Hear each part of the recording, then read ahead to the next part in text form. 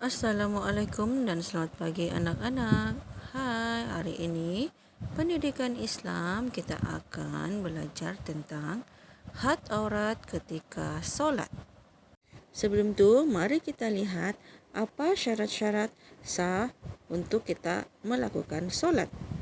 Yang pertama adalah suci daripada hadas besar dan hadas kecil. Yang kedua adalah badan, pakaian dan tempat solat mesti suci daripada hadas. Yang ketiga, kita hendaklah menutup aurat. Yang keempat adalah telah masuk waktu. Dan yang terakhir, kita hendaklah menghadap kiblat. Jadi hari ini kita akan fokus kepada menutup aurat. Okey, apa yang dimaksudkan dengan aurat? Dari segi bahasa, aurat bermaksud sesuatu yang mengaibkan. Maksud aurat pada istilah pula, bahagian tubuh badan yang wajib ditutup dan dilindungi daripada pandangan yang bukan mahram atau ajnabi. Hukum menutup aurat adalah wajib. Jadi kita sebagai umat Islam, kita wajib untuk menutup aurat. Sama ada kita lelaki ataupun perempuan.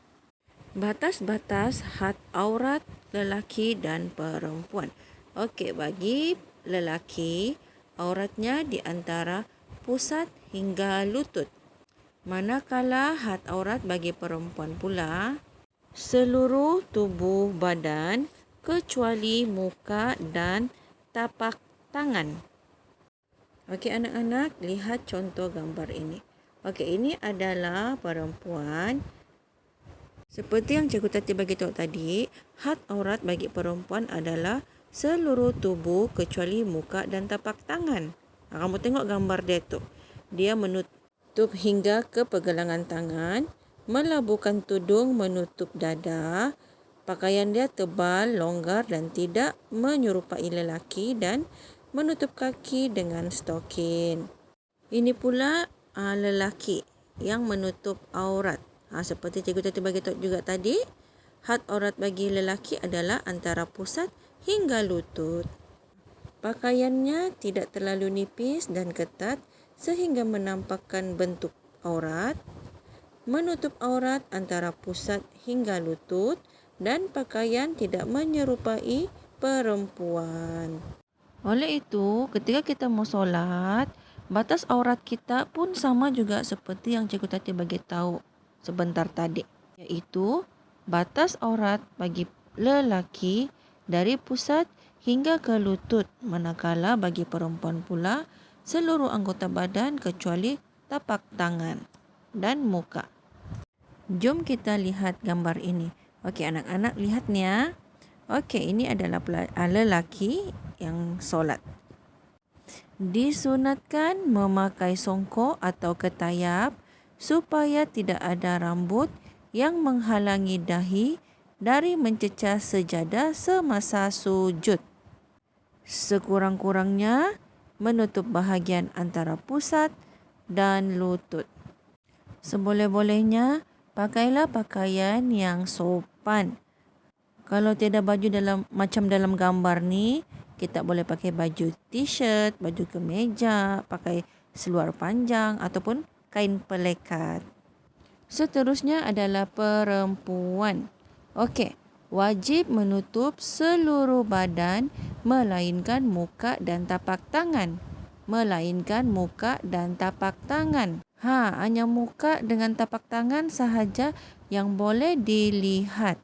Biasanya kita memakai telekung dan kain labu bagi memudahkan pergerakan semasa solat.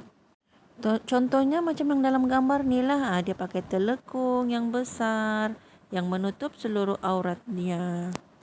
Tetapi tidak semestinya berpakaian seperti ini.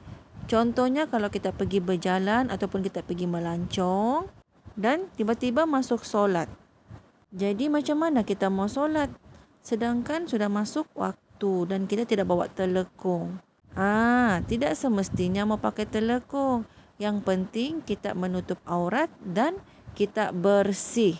Maka boleh kita mengerjakan solat dengan pakaian yang ada di badan kita. Yang penting kita menutup aurat. InsyaAllah sah kita punya solat sekiranya cukup syarat, iaitu menutup aurat. Seperti yang cikgu tadi bagi tahu tadi, bagi lelaki iaitu menutup aurat dari pusat hingga lutut, dan perempuan seluruh anggota badan kecuali muka dan tapak tangan. Okey anak-anak, ini adalah lembaran kerja kita untuk hari ini. Lembaran kerja ni cikgu telah sediakan. Apa yang kita perlu buat? Lembaran ni perlu diwarnakan sahaja. Mudah kan? Okey anak-anak, diharap anak-anak faham apa yang telah kita pelajari tadi. Okey, selamat belajar semua. Assalamualaikum warahmatullahi taala wabarakatuh.